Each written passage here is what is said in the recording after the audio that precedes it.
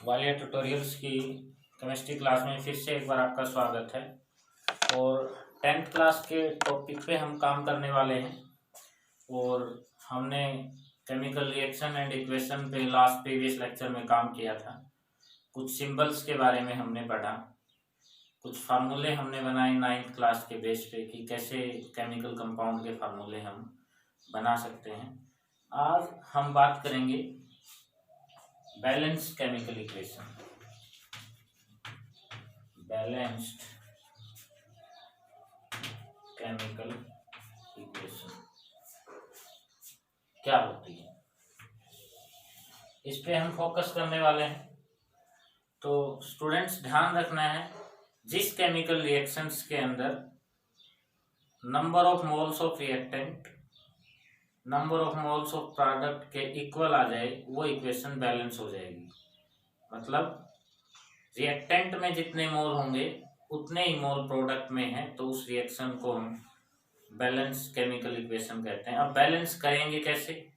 तो for example मेरे पास है hydrogen react with oxygen to form H2O। ये एक सिंपल इक्वेशन मैंने यहाँ पे लिखा, hydrogen react with oxygen to form H2O, means इसने वाटर बनाया। अब स्टूडेंट्स हमें ध्यान रखना है कि ये गिवन केमिकल रिएक्शंस है, और इस गिवन केमिकल रिएक्शंस के अंदर हमारे पास दो तरह के सब्सटेंस हैं, एक हाइड्रोजन और एक ऑक्सीजन, दो ही हमें दिखाई पड़ रहे हैं। अब हमें इस रिएक्शन को बैलेंस करना है। तो अगर रिएक्शन वर्ड में दी गई हो तो पहले उसको सिंबॉलिक फॉर्म में चेंज करेंगे। सिंबॉलिक फॉर्म में चेंज करने के बाद हम देखेंगे कि उसमें कितने एलिमेंट्स या सब्सटेंस का यूज हुआ है। तो इसमें दो हमें दिखाई दे रहे हैं। तो रफली हम क्या करेंगे, left hand side right hand side, left में हाइड्रोजन है ऑक्सीजन है, राइट में हाइड्रोजन है ऑक्सीजन है, लेफ्ट में two hydrogen two oxygen one. तो स्टूडेंट्स ध्यान रखना है कि इस साइड ऑक्सीजन 2 है, इस साइड ऑक्सीजन 1 है। और मैंने कहा कि इक्वेशन कब बैलेंस होगा, जब ये वाला वैल्यू जितना यहाँ पे है उतना यहाँ पे भी होना चाहिए। तो हमें जब भी हम इसको बैलेंस करना चाहेंगे तो ये जो मेथड हमारा 10th क्लास पे रहता है, ये हिट एंड ट्रायल मेथड रहता है। हम हिट और ट्रायल मेथड का ही 10th क्लास तक यूज करते हैं इक्वेशन को बैलेंस करने के लिए। आगे की किसी क्लास में या आगे किसी लेक्चर में तो हम इसके तरीके भी पढ़ेंगे कि इक्वेशन को कैसे बैलेंस करते हैं, लेकिन 10th क्लास तक हमें इसी मेथड का सहारा लेना है, हिट एंड ट्रायल मेथड।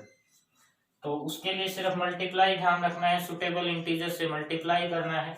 यहाँ ऑक्सीजन 1 है, इसको 2 से मल्टीप्लाई कर दें तो ये 2 हो जाएगा। तो इस इक्वेशन को हमने 2 से मल्टीप्लाई किया, तो इसको जब हमने 2 से मल्टीप्लाई किया तो यहाँ पे हाइड्रोजन 2 इंटू 2 4 हो जाएगा। यहाँ हाइड्रोजन कितना है 2 है, तो इसको भी कितने से करेंगे 2 से, तो ये 4 हो जाएगा। तो इसके आगे भी हमने 2 लगा दिया।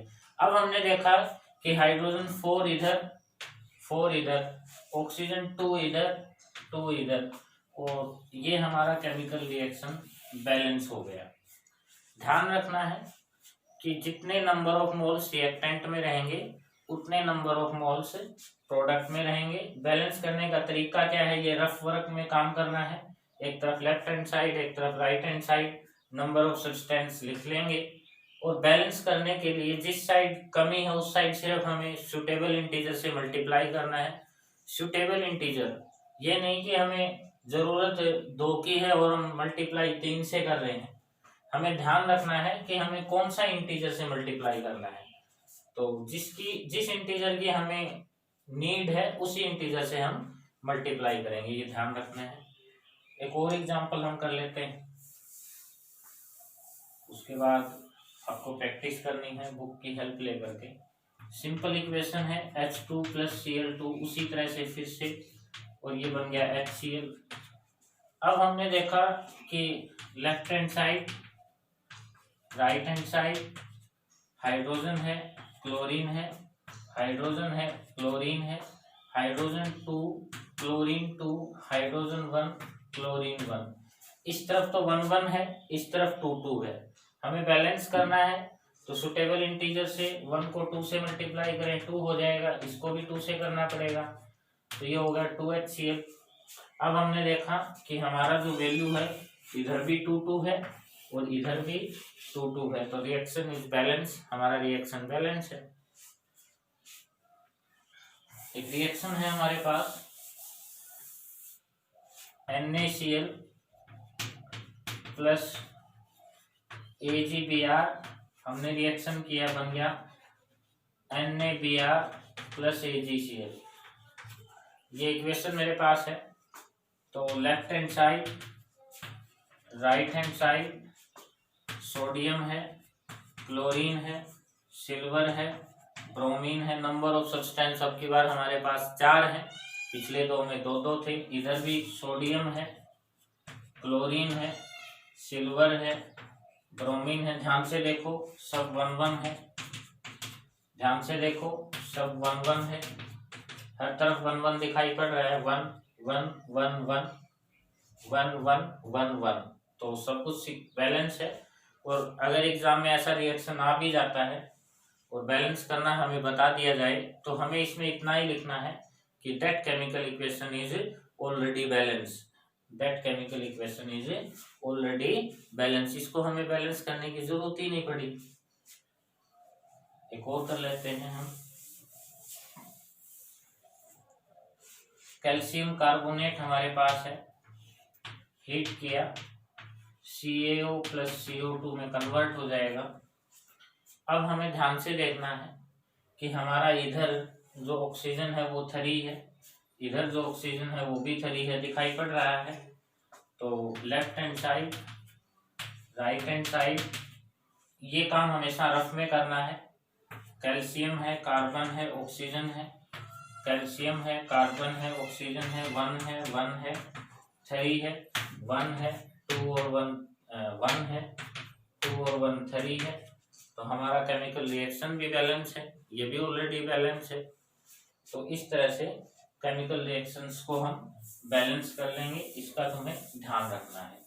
तो ये था बैलेंस केमिकल इक्वेशन की, केमिकल इक्वेशन को कैसे बैलेंस किया जाता है इस पे थोड़ा सा आपको ध्यान रखना है।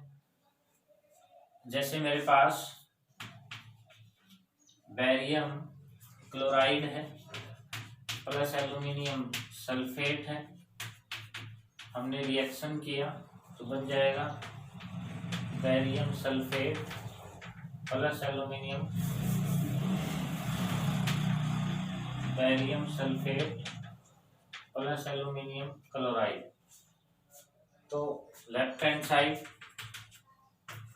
राइट हैंड साइड, बेरियम है, क्लोरीन है, एल्यूमिनियम है, सल्फर है, ऑक्सीजन है, बेरियम है, क्लोरीन है, एल्यूमिनियम है, सल्फर है, ऑक्सीजन है।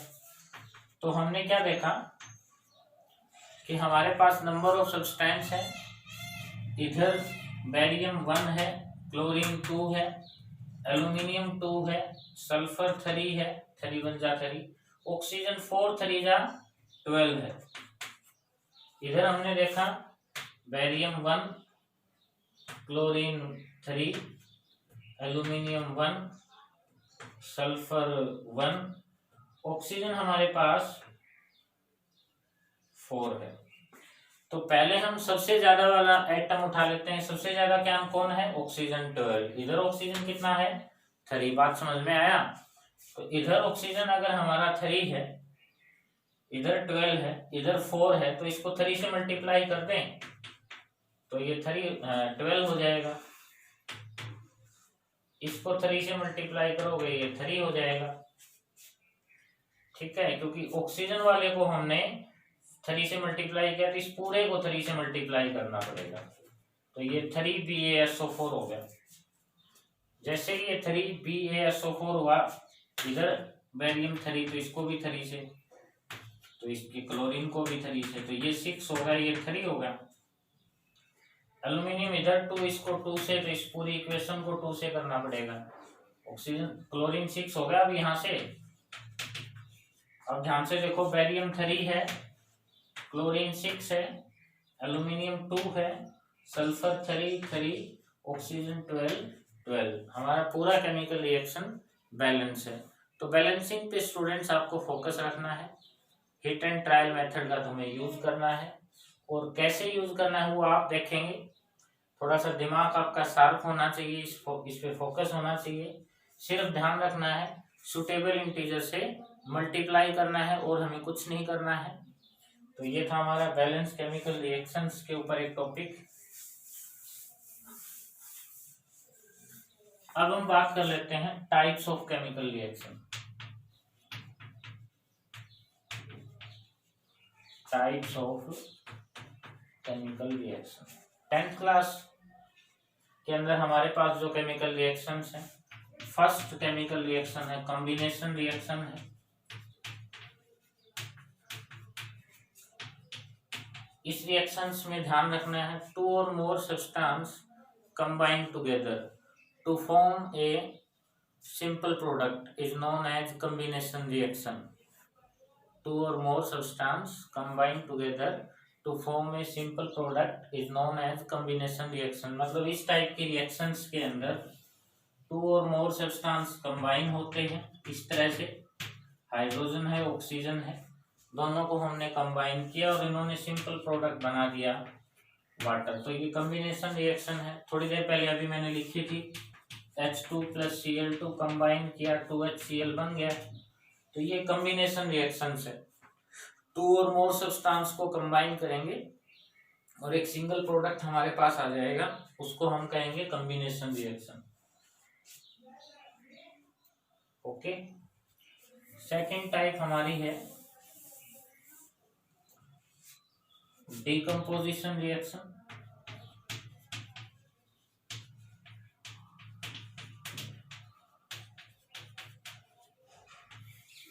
इस पे हम बात करेंगे डिकम्पोज। इसका मीनिंग होता है टूटना। अब किसी भी मटेरियल को अगर हम तोड़ेंगे तो बगैर एनर्जी के तो वो टूट नहीं सकता। अगर हम किसी मटेरियल को तोड़ना चाहते हैं तो बगैर एनर्जी के तो वो टूटेगा नहीं। तो हमें यहाँ पे एनर्जी की भी जरूरत पड़ेगी। कोई मटेरियल है उसको हमें तोड़ना है, तो यहाँ पे हमें एनर्जी की जरूरत पड़ने वाली है। तो उस एनर्जी पे भी हम ध्यान देंगे कि कौन सी एनर्जी की हमें जरूरत है। जैसे लकड़ी तोड़ते हैं या किसी का हाथ तोड़ना है, पैर तोड़ना है, तो बगैर एनर्जी लगाए तो टूटेगा नहीं ना, एनर्जी तो लानी पड़ेगी। तो वो एनर्जी हम खुद की लगा रहे हैं या किसी अदर सोर्स की लगा रहे हैं, वो हमें सोचना है। तो यहाँ पे भी हमें देखना है कि एनर्जी कौन सी हमें लगानी है। तो मेरे पास फर्स्ट है थर्मल डिकम्पोजिशन।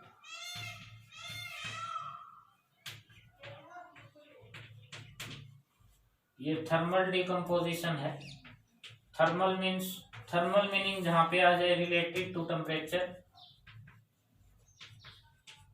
इस वर्ड का मीनिंग ध्यान रखना है कि इसका रिलेशन किससे है, टेम्परेचर से है। और यहाँ पे टेम्परेचर हम किससे लेंगे, हीट से। A chemical reaction in which compound break down into 2 or more simple parts by using heat energy।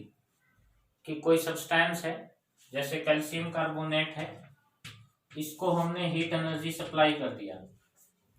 ये एक चाक का टुकड़ा था या कैल्शियम कार्बोनेट हम इसको कहेंगे केमिकली। इसको हमने हीट एनर्जी सप्लाई किया, तो हीट एनर्जी सप्लाई करते ही ये 2 और मोर सब्सटेंस में ब्रेक होगा और ये बन जाएगा CaO + CO2। ध्यान में आया कि सिंगल कंपाउंड हमारे पास है, उस सिंगल कंपाउंड पे हमने काम किया और इसको धीरे से हमने गर्म करना स्टार्ट किया। जैसे जैसे हम गर्म करते गए वैसे वैसे ये टूट जाएगा और ये बना लेगा CaO + CO2। तो सिंगल कंपोनेंट था, 2 और मोर सब्सटेंस में हमने ब्रेक कर दिया, तो ये है थर्मल डिकम्पोजिशन। सिमिलरली मेरे पास जिंक कार्बोनेट है, इसको हमने हीट किया, जिंक ऑक्साइड + CO2। तो ये हमारे पास था थर्मल डिकम्पोजिशन, जिसपे तुम्हें ध्यान रखना है कि थर्मल डिकम्पोजिशन क्या है। उसके बाद एक प्रोसेस है हमारे पास इलेक्ट्रोलिटिक डिकम्पोजिशन।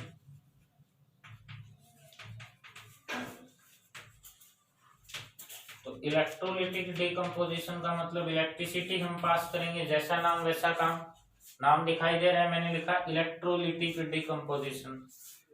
तो कंपाउंड ब्रेक इनटू टू और simple parts bye help of electricity. Electricity की हेल्प से हम क्या करेंगे, कंपाउंड को ब्रेक करेंगे टू और मोर सब्सटेंस में, उसको बोलते हैं इलेक्ट्रोलिटिक डिकम्पोजिशन। इसमें थोड़ा सा आपको डिटेल में पढ़ने की बात है कि इसके अंदर हम इलेक्ट्रोलिटिक डिकम्पोजिशन कैसे करेंगे। तो इसके ऊपर एक छोटा सा ऑब्जर्वेशन हम करेंगे डायग्राम की हेल्प से आगे किसी लेक्चर में। फिर मिलते हैं। आज का लेक्चर ध्यान से सुनने के लिए धन्यवाद।